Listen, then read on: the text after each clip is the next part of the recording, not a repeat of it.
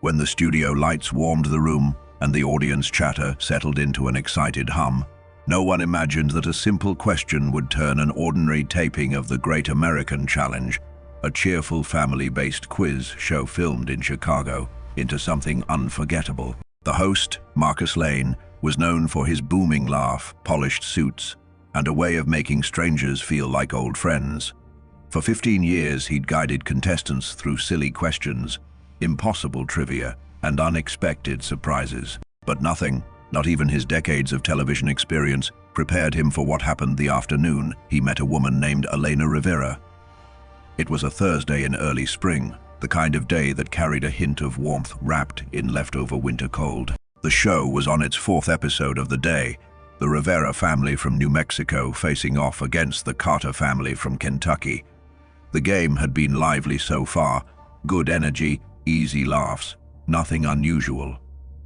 Elena stood on the end of the Rivera lineup, a 39-year-old school counselor with gentle eyes and a quiet posture. Her movements were small, her smile polite, but there was something in the way she held herself like a person who had learned how to blend into the background, even while standing in the spotlight. Marcus drifted through his favorite part of the taping, the audience interaction segment. He loved stepping away from the podium, walking among the contestants, picking someone to chat with. It broke the tension and made the show feel less like a performance and more like family gathering around a dinner table.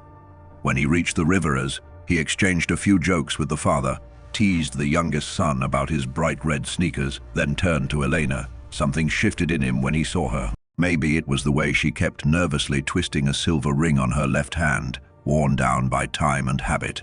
Maybe it was the quiet weight in her smile. Marcus sensed a story the same way musicians sense a note is slightly off. "Tell me about yourself," Marcus said warmly. "What do you do for a living?" "I'm a school counselor," Elena replied, her voice steady but soft. "I work with middle school students. I've been doing it for 13 years now." Marcus smiled. "Middle schoolers, huh? That's a brave soul right there. Kids that age think they're adults until they need a snack." The audience laughed, and Elena's smile flickered into something real for a second. "What else?" Marcus asked gently. "Are you married?" The question hung in the air, a heartbeat too long. A tiny flinch crossed her face, so quick most people missed it. "I was," she said. "My husband, Daniel, passed away last year." The room softened instantly, the way rooms do when grief enters uninvited. Marcus's expression shifted from entertainer to human being. "I'm very sorry to hear that." Elena nodded, pressing her lips together. She kept holding the moment together like someone familiar with keeping herself from falling apart. Marcus hesitated, watching her closely, then asked a simple question, one he'd never expected to carry so much weight. "If you could do anything one more time, anything at all, what would it be?" Elena didn't have to think. Her answer rose immediately, pulled from the deepest part of her chest.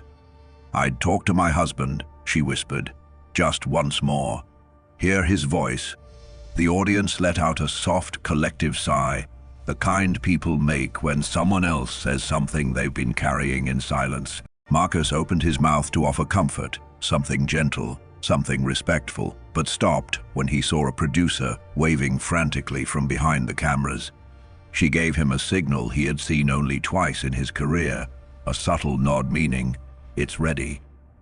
Marcus's heart thudded. He turned back to Elena, and something like purpose mixed with apprehension settled into his expression.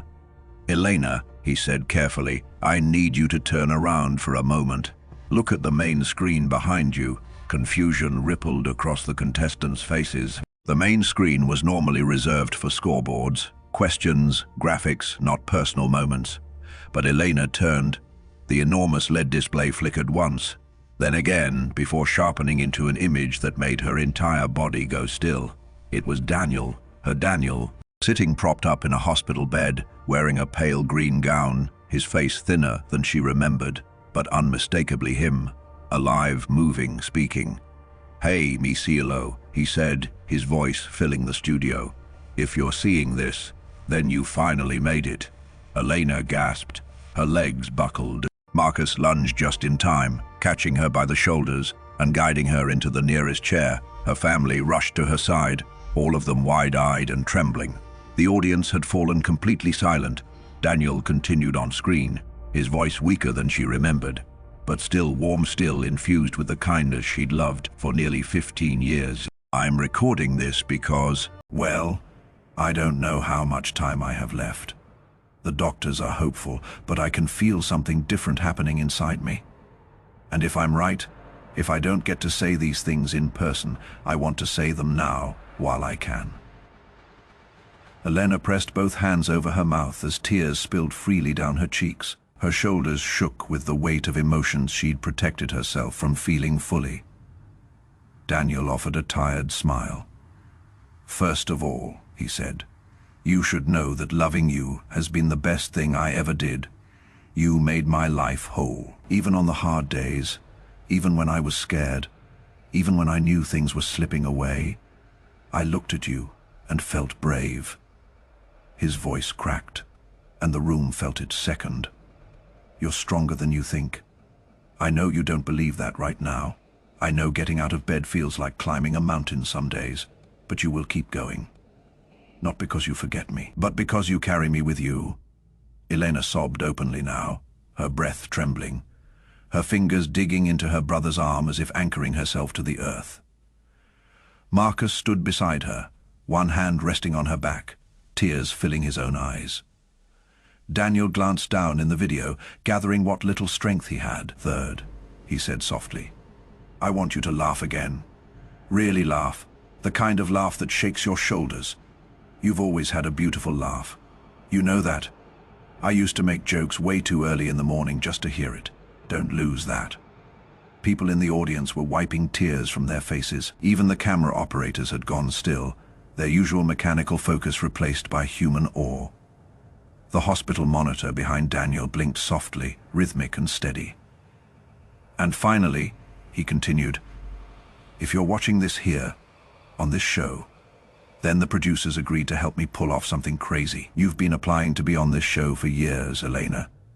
Years. You always said it looked fun, that you wanted to try something new and joyful. So I wrote them a letter, asked them to bring you on someday, when you were ready. I wanted to give you one more surprise. One more moment that felt like hope instead of hurt." Elena let out a sound that split the air, a mix of disbelief, heartbreak, and astonished gratitude. "I'm proud of you," Daniel said, "for living even when it hurts, for stepping into the world even when it feels easier to disappear. For being you, I love you, and I always will. So go play the game, mi cielo. Play it with joy, play it for us." The screen faded to black. For several long seconds, the studio existed in complete silence. Then Elena stood up slowly, as if pulled toward the screen by something magnetic, something sacred. She pressed her fingertips against the dark surface where his face had been moments before. "I love you," she whispered. Her voice trembled through the stillness. "I love you so much." Marcus approached her carefully. "Elena," he said softly, "there's something I need to tell you. Your husband didn't just send that video. He sent a letter to us, asking us to make sure you were chosen as a contestant. We've been waiting for the right year, the right moment. We wanted you to be ready." Elena blinked through tears. He did all this. For me, for you," Marcus said.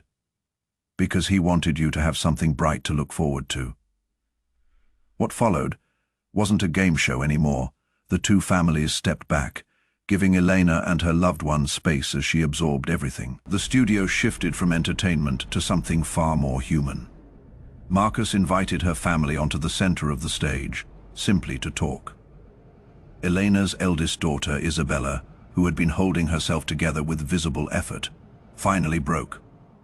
"I miss him," she cried. "Every day I pretend I'm okay for everyone else, but I'm not." Marcus knelt beside her, meeting her at eye level. "Tell me about your dad," he said gently. And she did. She talked about how he spent hours drawing chalk murals on the driveway with her when she was younger. How he made pancakes shaped like animals every Sunday. How he once drove 3 hours in the rain to bring her a forgotten science project. Elena's younger son, Lucas, shared his memories too. The Lego cities they built together. The soccer games Daniel never missed. The stories he told at bedtime even when tubes and machines were already part of his life. The audience became part of the moment. People started sharing their own losses, their own memories. Grief expanded like a tide, but instead of drowning them, it connected them. It felt as if the entire room had become a sanctuary, a collective heartbeat. When the wave of emotion finally calmed, Marcus turned to Elena. "Do you want to keep going?" he asked. "We can stop the game for today if you'd rather not continue." Elena wiped her face, steadied her breathing, and shook her head. "No," she said quietly. "He told me to play. He told me to have fun. So I'm going to play." And she did. With trembling hands but determined spirit, she and her family stepped back into the game. Something in her had shifted.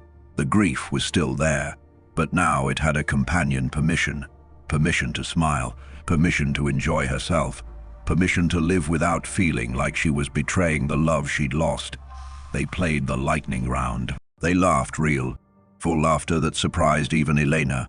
They missed obvious answers, nailed impossible ones, and ended up winning a modest prize of $12,000.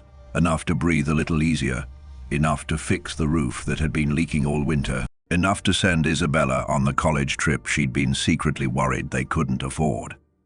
But Marcus wasn't done. After the confetti settled, he cleared his throat and said, "Elena, there's something else your husband left behind." She froze. Before he passed, he set aside a small amount of money. He asked us to use it however we thought would honor him best. So we added to it, and together we've created the Daniel Rivera Memorial Fund. It will provide support for children who've lost a parent, helping them access counseling, school resources, and emotional support. Elena covered her mouth again, but this time the tears were different, softer, lighter. Gratitude instead of devastation. 6 weeks later, the episode aired and became the most viewed moment in the show's history. Millions of people shared it online, not because it was sensational, but because it was human. People who'd been hiding their grief felt seen. People who'd been struggling alone felt less alone. And in the following months, something changed in Elena too. She walked differently, still grieving, always grieving, but no longer breaking under the weight. She attended support groups and began speaking at them, offering her story to others who couldn't yet voice their own. She still slept with Daniel's old flannel shirt folded beside her pillow. She still wore her wedding ring. But now she woke up in the mornings with something she hadn't felt in a long time: purpose. One afternoon, at the first ceremony for the scholarship fund, a teenage girl named Aria approached her. Aria had lost her father 2 years earlier. "Your husband's message," she said softly, "helped me understand that my dad isn't really gone. Not completely. He's in the things I do, the choices I make. Grief isn't an ending. It's love with nowhere to go." Elena hugged her tightly, and for the first time since Daniel's passing, she felt something quietly powerful bloom in her chest. Hope, not the kind that erases pain, but the kind that grows beside it. A year after the taping, Marcus invited her back onto his talk show. She looked different, still tender around the edges, but more present, more alive. When Marcus asked how she was doing, she smiled thoughtfully. "Some days are hard," she said. "Some days still feel impossible, but I'm learning. I talk to him every day, and sometimes I think I can feel him answering." The audience sat in a hush, moved not by tragedy, but by resilience. "What do you think Daniel would say about all this?" Marcus asked. Elena laughed softly. "He'd make a joke about finally getting on television. Then he'd cry. He always cried at beautiful things." Marcus nodded. His message reminded a lot of us what matters. How love doesn't stop just because a heartbeat does. Elena looked down, twisting her ring. "He made sure I knew I was loved, and that made all the difference." And somewhere, whether in memory, in spirit, or in the lingering warmth of a love that never truly left, Daniel continued cheering for her. Because that's what love does. It stays, it steadies, it transforms. It teaches us to live again, not instead of grief, but alongside it. And Elena, who once believed she would never smile without breaking, now played the game of life the way Daniel asked her to, slowly, bravely, joyfully, one day at a time.